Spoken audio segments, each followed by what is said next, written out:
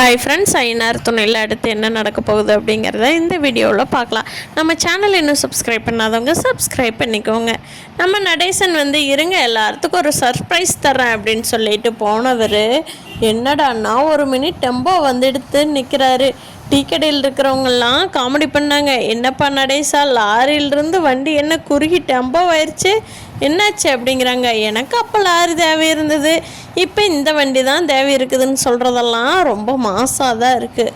நிலா கேட்குறாங்க, ஏங்க அங்கிள் உங்களுக்கு எங்கே இருந்தது இவ்வளோ பணம் வந்துச்சு? இது நிஜமாகவே புதுசு தானா, இல்லை யார்கிட்டையாவது வாடகைக்கு எடுத்துகிட்டு இருந்திருக்கீங்களா அப்படின்னு கேட்குறாங்க. என்னம்மா இப்படி சொல்லிட்ட, என்னோட ஓன் மணி வச்சு வாங்கியிருக்கிறேன்மா, லோன் கூட போடலை தெரியுதா அப்படிங்கிறாங்க. அதுக்கு சோழன் கேட்குறாரு, என்னது இவ்வளோ காசு வச்சுருந்தீங்களா, எங்கே வச்சுருந்தீங்க? நாங்கள் எவ்வளோலாம் சிரமப்பட்டு அப்பெல்லாம் கொடுக்கணுமே, எங்கே வச்சுருந்தீங்க அப்படிங்கிறாங்க.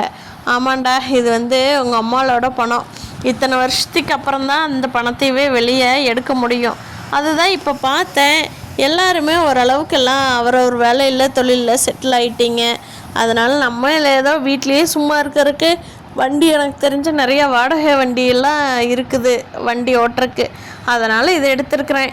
பாப்போம், வாடகைக்கு ஓட்டி சம்பாதிப்போம். நீ வேறு சேரனுக்கு சந்தாவுக்கு இவ்வளோ காசு இவ்வளோ பவுனு கொடுக்குறோன்னு சொல்லியிருக்கிற, அதையெல்லாம் எப்படியாவது முயற்சி பண்ணுறதுக்கு நானும் ஒரு வகையில் உதவுறேன்டா அப்படிங்கிறாங்க. அதுக்கு பல்லவா, அதுக்கு நீங்கள் இந்த டெம்போ வாங்கின காசை கொடுத்துருந்தாவே அண்ணனுக்கு உதவியாக இருந்திருக்குமே அப்படிங்கிறாங்க. அடே, டெம்போ வாங்கின காசு ஒரே சீக்கிரமாக சம்பாரிச்சிடலான்டா, என்ன நினச்சிட்டேன் நீ? சின்ன பையன்கிற சரியாகத்தான் இருக்குது. வாடகைக்கு ரெகுலராக போனால் எவ்வளோ காசு வரும் தெரியுமாடா பல்லவா?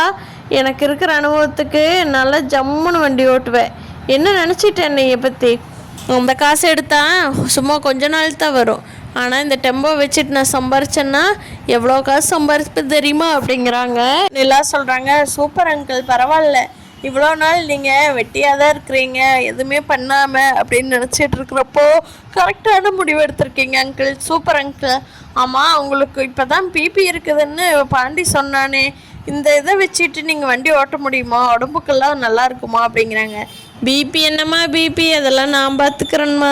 சும்மா ஒரு எனக்கு அப்போதைக்கே இருந்திருக்குது, ஒரு மாத்திரை போட்டேன்னா ரெடி ஆயிரு அப்படின்னு சொல்லிட்டு, ஆமாம் இன்றைக்கி என் ஃப்ரெண்டு ஒருத்தன் வாடகை கொடுக்குறேன்னு, நான் போய் பார்த்துட்டு வர்றேன் அப்படின்னு சொல்லிட்டு கிளம்பி போயிடுறாரு நடேசன். வாங்க அங்கிள், போய் கோயிலுக்கு போய் சாமி கும்பிட்டு போகலாம். ஓகேம்மா வாங்க எல்லோரும் குடும்பத்தோடு போய் சாமி கும்பிட்டு போகலான்னு சொல்லிட்டு சாமி கும்பிட்டு அவர் வண்டி எடுத்துகிட்டு வாடகைக்கு போயிடுறாரு. சந்தாட்டிருந்து ஃபோன் வருது, சேரனுக்கு என்ன பண்ணுறீங்க அப்படின்னு சொல்லி. நானா சந்தா பத்தா சமையல் பண்ணிகிட்ருக்கேன். ஆமாம் அனீஷ் இங்கே வந்தாச்சு, உனக்கு ஒன்றும் சேஃப்டியாக இருக்குமா, உங்கள் அம்மா அப்பாலாம் உன்னை ஒன்றும் தொந்தரவு பண்ண மாட்டாங்களா அப்படின்னு சொல்லி சேரன் சந்தா மேலே ரொம்ப பாசமாக கேட்குறாரு. அப்போ சந்தா சொல்கிறாங்க, இல்லை என்கிட்ட ஃபோன் இருக்குது, நீங்கள் எப்போ வேணாலும் கூப்பிடலாம், பேசிக்கலாம்.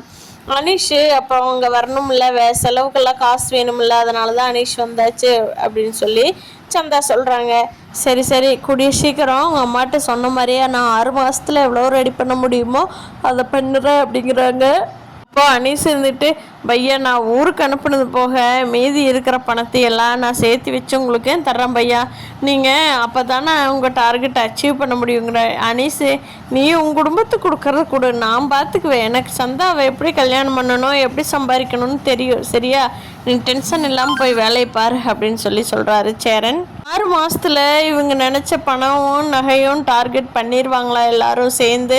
நிலாவும் சேர்ந்து இதுக்காக கண்டிப்பாக உழைக்கிறாங்க. இந்த வானதி வேறு பையனை பார்க்க சொல்லி கம்பல் பண்ணினதுனால அவங்க வீட்டில் இருக்கிறவங்க வேறு மாப்பிள்ளையாக வர சொல்லிடுறாங்க வீட்டுக்கும். வீட்டுக்கு பார்த்துட்டு அந்த மாப்பிள்ளைக்கும் அவங்க அம்மாவும் தான் வந்திருக்காங்க. அந்த மாப்பிள்ளைக்கும் அவங்க அம்மாவுக்கும் வானதியை பிடிச்சிருது. இந்த பொண்ணையே கன்ஃபார்ம் பண்ணிக்கலாம்டா அப்படின்னு சொல்கிறாங்க. பையனுக்கு அவங்க அம்மாவுக்கு இவங்க அம்மா அப்பாவுக்கு எல்லாத்துக்குமே அது பிடிச்சிருது. எங்களுக்கு ஒரு பொண்ணு ரொம்ப பிடிச்சிருக்குங்க, மேற்கொண்டு பேச வேண்டியதை நீங்கள் ஃபோன் பண்ணுங்க, நாங்கள் ஃபோனில் சொல்கிறோம் அப்படின்னு சொல்லிட்டு கிளம்புறாங்க. ஆனால் வானதிக்கு அந்த மாப்பிள்ளைக்கு டீ கொடுத்துட்டு அந்த மாப்பிள்ளை பார்த்துட்டு போனதுக்கு பின்னாடி தான் வானதிக்கே மனசு ரொம்ப பாரமாக இருக்குது. நம்ம பாண்டி இல்லாமல் எப்படி தான் வாழ போகிறோமே, ஐயோ அவசரப்பட்டுட்டோமா அப்படின்னு சொல்லி யோசிக்கிறாங்க. பார்க்கலாம் வானதி இதுலையாவது சொதப்பாமல் ஒரு முடிவு எடுக்கிறாங்களா, என்ன பண்ணுறாங்க அப்படிங்கிறத.